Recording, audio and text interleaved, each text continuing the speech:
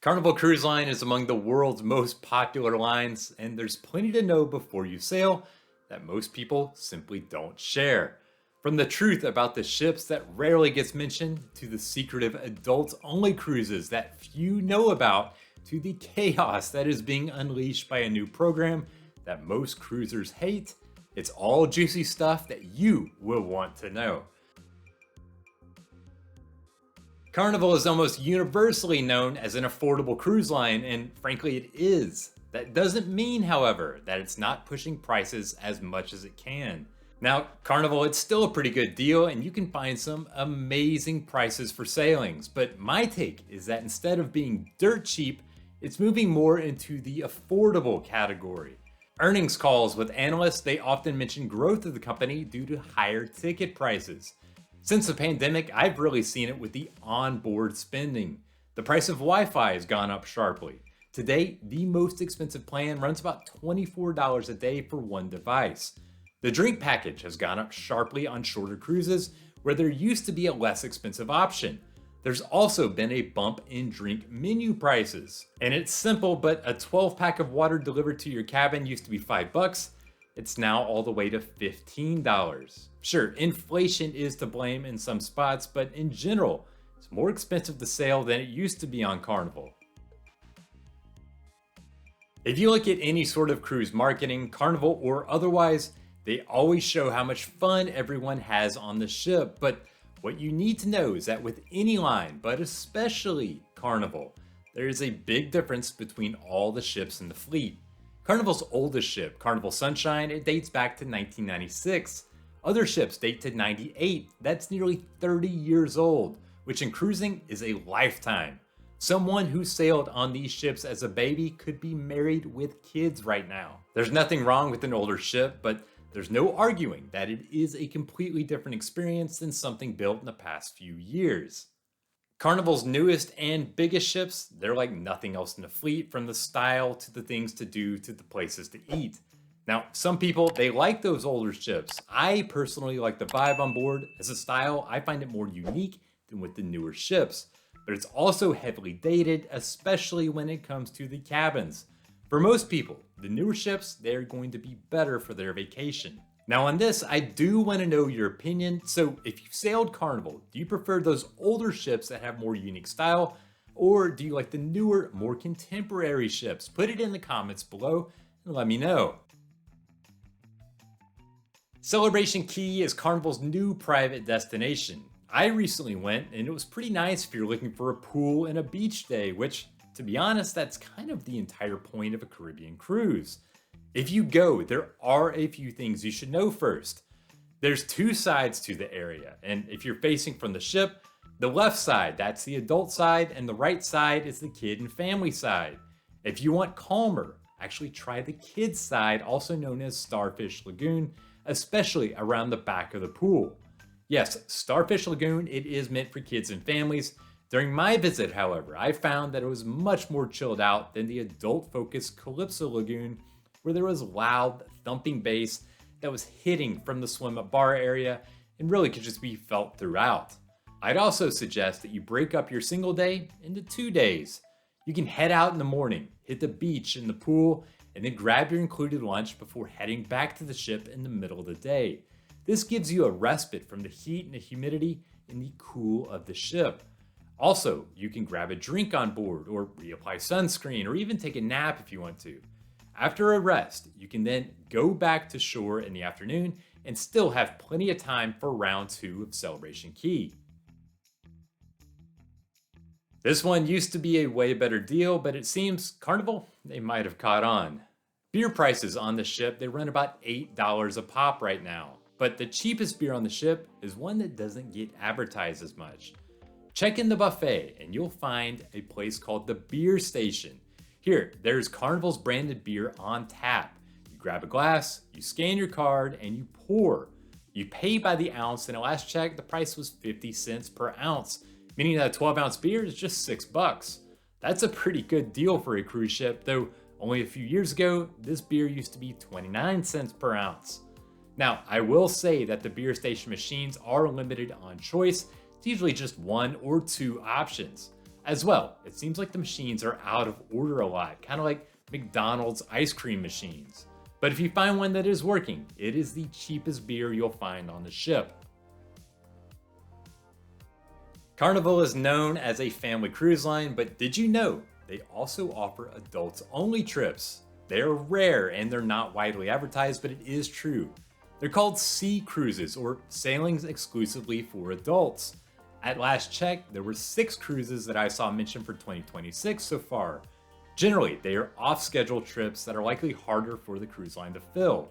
For instance, in January, there's a 12-day trip aboard Carnival Conquest, and there's a March 2026 transatlantic trip aboard Carnival Glory. Now, it's unlikely that many kids will be on these cruises anyway, just given that they are longer trips. Even so, for some, it is a big draw to sail adults only. If you're interested in these sea cruises, I've put a link in the description to a page from Carnival where you can register your interest. One thing to know about Carnival is that if it feels like the ship is crowded, it's not your imagination probably. Now, a lot of factors go into a ship's feel. It's a factor of design, and there's even a science to moving crowds through areas efficiently. But for a quick measure, I use something called the space ratio. This measure takes a ship's gross tonnage and divides it by the number of people at double occupancy. A ratio above 40, that's pretty good and signifies that there's some elbow room. Carnival ships, they actually come in much lower. Many are in the 33 to 35 range. My personal take is that the space in general is fine, but I have noticed some tight points around the ships during busy times, especially on the newer ships like Carnival Celebration. That seems to be a design issue more than an overall space issue, however. Drink packages on a cruise, they are always popular, especially on the shorter cruises headed to those warm places. Carnival offers one of the most simple in that there aren't a bunch of different package levels to worry about, and it has one set price no matter when you sail. The only thing that is in the fine print is that it's good only for 15 drinks a day. Now, I say only, but for most people, 15 alcoholic drinks will be more than enough, and non-alcoholic drinks, they aren't included in the number. Still, for people that love to drink, that limit can be a headache and come as a surprise. If you have kids or you're just a kid at heart, then you'll likely spend some time in the arcade. The arcades on Carnival are usually tucked away, so they do take some hunting to find, but the games are all new and modern, from racing and shooting to claw games to air hockey. And if you're like me and you grew up going to the arcades when the game cost a quarter, that's definitely not the case now. On my last Carnival cruise, they had changed over to a credit system, I noticed, where you buy credits and then you swipe your card to play something. The costs were pretty high. It seems like it came out to about $1.50 to $2 for a single game, and more for some of the more advanced games. But Carnival often has a power hour, and you can find it in the daily planner when the games are all half priced. If you're going to play games, this time literally doubles the amount of play you get for the same amount of money. Even if it's your first time sailing on Carnival, you are automatically enrolled in the cruise line's loyalty program. What you may not realize is that there is a huge controversy surrounding it right now. For years, the program, it was simple. You sail a night, you get a point. The more nights you sailed, the more points you got, and the higher up the ladder you moved in the program, and the more perks that you received. Passengers love the perks included and the boost that comes with having high status. But the cruise line is in the middle of implementing a new loyalty program that's much more based on not how many nights or how often you sail, but how much money you spend. If you don't cruise often or spend as much, then it's about to get much harder to maintain status. This has led to some uproar, and Carnival has already made some tweaks in the face of criticism. Even so, the occasional cruiser is still going to have a tough time building up that higher status. If you want to read more about these changes, I've put some links in the description below so that you can get up to speed. No cruise line lets you bring on marijuana or CBD or any other sort of hemp-derived product. That even goes if you were sailing from a state where it's all legal. The cruise lines, they follow federal law, plus they sail from country to country to country, where the laws can be different, so it's just not allowed. But of all the cruise lines I've sailed, nobody has been as prominent in their concern as Carnival.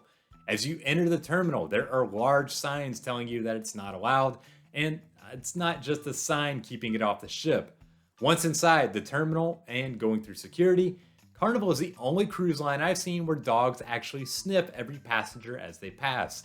There's nothing like starting a cruise with a dog's nose in your crotch.